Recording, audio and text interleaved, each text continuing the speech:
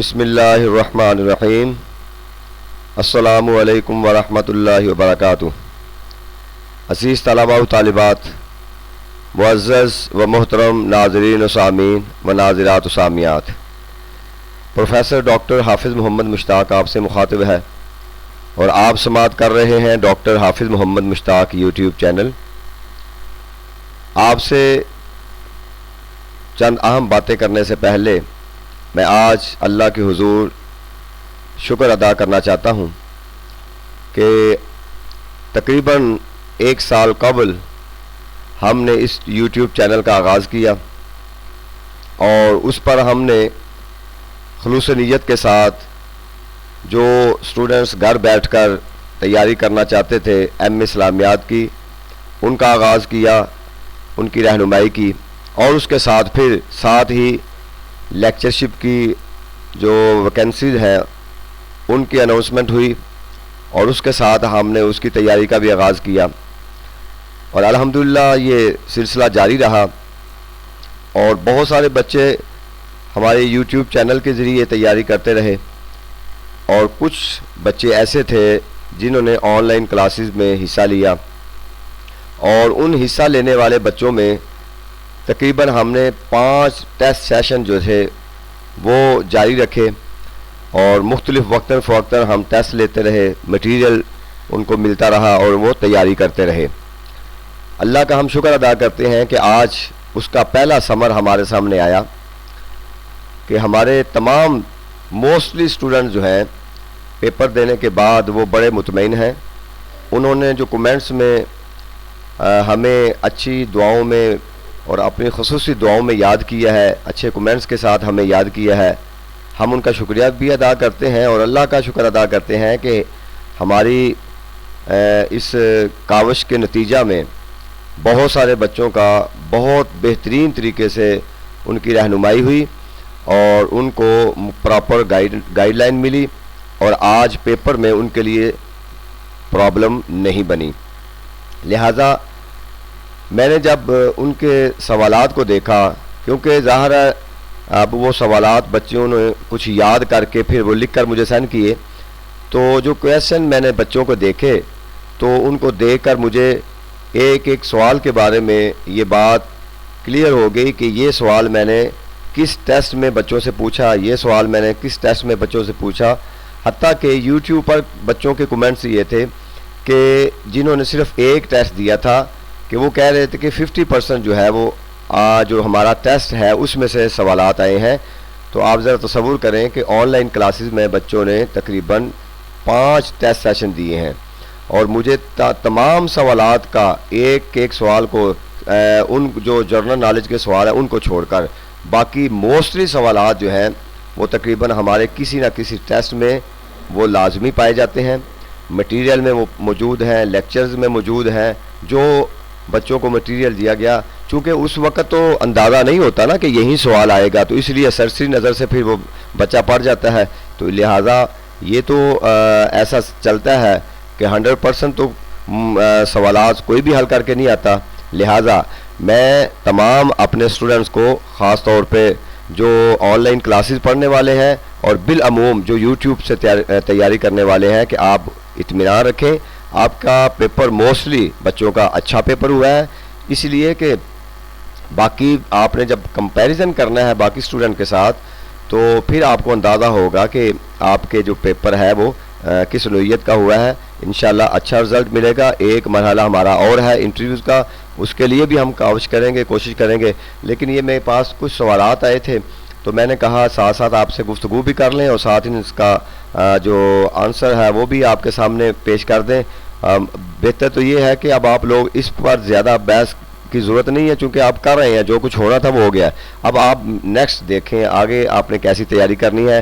تو یہ جو سوالات مجھے بچوں نے بھیجے ہیں ان میں سے مجھے یہ سوال ملے ہیں اور ان کے جو جوابات ہیں میں آپ کے سامنے پیش کر رہا ہوں۔ ان میں ایک سوال تھا، حضرت عمر فاروق رضی اللہ تعالیٰ عنہ نے اسلام کب قبول کیا؟ 6 نبوی میں اور 17 سال عمر تھی ان کی، تو اس وقت آپ نے اسلام قبول کیا۔ اور اس کے بعد ایک سوال ہے الادب المفرد، یہ کس کی تصنیف ہے؟ امام بخاری کی۔ اور یہ سوالات ایک نارمل قسم کے سوالات ہیں، بہت مشکل نہیں ہے، ایزی ہیں، جس کی معمولی سی اسٹڈی ہے اور یہ کامن قسم کے سوال ہیں۔ امام بصیری کا تعلق کس ملک سے ہے؟ مصر سے ہے۔ اب مجھے اشارہ بچوں نے دیے ہیں کہ سوال میں نے خود بنایا، ممکن ہے آپ کو وہاں فقرہ کوئی اور لکھا ہو، میں نے بس یہ کوشش کی ہے کہ اس کا کریکٹ آنسر آپ کے سامنے رکھوں۔ لیان کس کی قسم ہے؟ اب اس کے آپشن کیا کیا ہوں گے مجھے نہیں پتا، لیکن لیان کے نتیجے میں آخر طلاق ہو جاتی ہے، تو یقیناً یہ طلاق کی ہی ایک قسم ہے۔ سکہ اوثق کی مخالفت کرے تو ایسی حدیث کو کیا کہتے ہیں؟ بالکل آسان سوال ہے، شاذ حدیث کہتے ہیں۔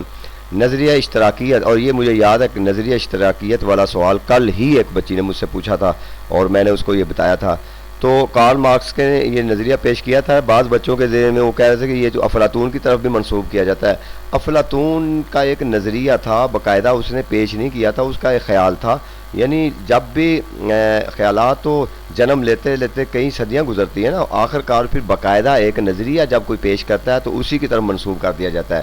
بالکل اسی طرح یہ جیسے سلطنت عثمانیہ کا بانی کون ہے؟ اب ارطغرل کے بھی ذہن میں آتا ہوگا، لیکن وہ بانی نہیں ہے، اس نے تو ایک آغاز کیا نا، ایک جدوجہد کی، لیکن باقاعدہ طور پہ عثمانیہ کا مطلب ہی اس لیے بنا ہے کہ عثمان نے اس کی یہ بانی ہے، یہ پہلا اس کا خلیفہ بنا، تو اس لیے اس کو سلطنت عثمانیہ کا بانی عثمان اول اگر کسی نے نہیں بھی لکھا، خالی عثمان نے بھی لکھ دی ہے، اگر وہاں آپشن تھا تو ٹھیک ہے، نہیں تھا تو عثمان ہی ٹھیک ہے۔ امام بخاری نے کس استاد کے کہنے پر صحیح بخاری لکھی؟ یہ غلط لکھا ہے، صحیح بخاری یعنی اپنی کتاب جو ہے وہ کس کے کہنے پر لکھی؟ اپنے کس استاد کے کہنے پر؟ یہ ایک سوال تھا، تو اس کا جواب ہے اسحاق بن راہویہ، یعنی انہوں نے کہا تھا کہ میں چاہتا ہوں کہ کوئی میرے شاگردوں میں سے ایک المختصر لکھے تو جس کے اندر یہ خصوصیات ہوں، یہ چیزیں پائی جاتی، تو یہ بات امام بخاری نے سن لی اور ان کے کہنے پر بھی یہ کتاب لکھی۔ صحیح مسلم کی غیر مقررات روایات کتنی ہیں؟ امام نووی کے مطابق 4000 مقررات کے ساتھ ہیں اور 3333 غیر مقررات کے، یہ امام نووی کے نزدیک ہے۔ فرض اور واجب میں کس امام کے نزدیک فرق ہوتا ہے؟ یہ بات ذہن میں رکھ لیں کہ جمہور فقہا جو ہیں وہ واجب کا لفظ استعمال کرتے ہیں، لیکن احناف جو ہے، اور احناف سے مراد ظاہر ہے آپ کو امام ابو حنیفہ کا وہاں پہ آپشن ہوگا، ان کے نزدیک وہ کہتے ہیں کہ اگر کوئی حکم دیا گیا ہو لیکن وہاں جو صیغہ ہے یا وہاں پہ جو ضمنی طور پہ حکم ہے استعمال کیا گیا تو وہ واجب کے درجے میں آئے گا، اگر قطعی الدلالہ ہے تو وہ پھر فرض کے واجب زمرے میں آئے گا، لہٰذا انہوں نے فرض اور واجب میں فرق کیا ہے، باقیوں کے نزدیک واجب ہی ہے سارا، ان کو واجب کا لفظ استعمال کرتے ہیں۔ مکی صورتوں کی تعداد بالکل آسان ہے، 86 ہے، مدنی صورتوں کی 28 ہے، ہجری سال کا آغاز عہد فاروقی میں ہوا۔ بالکل دیکھیں کچھ سوال ایسے ہیں جو کہ جس میں میرے خیال میں آپ کو کسی قسم کی پریشانی نہیں ہوئی ہوگی۔ اس کے بعد ہے جی حق مہر کس کا حق ہے؟ یہ عورت کا حق ہے۔ مکتوبات ربانی یہ مجدد الافسانی کی تصنیف ہے۔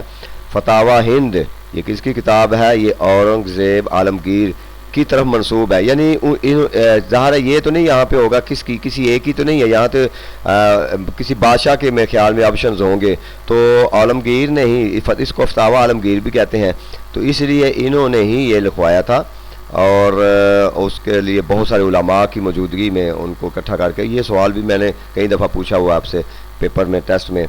فتح الباری کس کی تصنیف ہے؟ یہ ابن حجر اسقلانی کی ہے۔ رحمت للعالمین کس کی کتاب ہے؟ قاضی سلیمان منصوری کی، یہ بھی کئی دفعہ آپ سوال پوچھا ہے۔ کان اسم پر داخل ہو کر کیا عمل کرتا ہے؟ اسم کو رفع دیتا ہے۔ حمام بن منبع کون تھے؟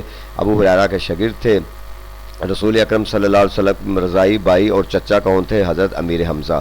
تو یہ میرے پاس جو سوال پہنچے ہیں اور بھی میرے خیال میں ابھی دیکھوں گا میں، تو یہ کوشش کروں گا کہ میکسیمم آپ تک، کیونکہ یہ اس لیے ابھی چلو ان کے کریکٹ آنسر ضروری ہے کہ ابھی آپ نے انٹرویو دینا ہے، تو انٹرویو میں بھی اس میں سے کوئی سوال آپ سے پوچھا جا سکتا ہے، تو لہٰذا جو سوال آپ کے ذہن میں ہو اس کو کلیئر کریں، تو انشاءاللہ جو بوائز کا آیا ہے پیپر اس کو بھی ہم کوشش کریں گے جو سوال ہمارے تک پہنچیں گے اس کو سالو کریں گے، تو اللہ کے فضل و کرم سے آپ اس چینل کے ساتھ جڑے رہیں گے، آپ کے لیے پراپر رہنمائی انشاءاللہ جاری رہے گی۔ جس طریقے سے آج بچوں کی طرف سے بہت ہی پازیٹیو پوائنٹس ملے ہیں، پازیٹیو ان کی طرف سے ہمیں بہت اچھے طریقوں سے یاد کیا ہے، دعاؤں میں یاد کیا ہے تو ہمارا حوصلہ بڑا ہے. انشاءاللہ ہم کوشش کریں گے کہ پہلے سے بھی بڑھ کر محنت کر کے آپ لوگوں کی رہنمائی کرتے رہیں. اللہ تعالی ہم سب کا حامی و ناصر ہو. شکریہ.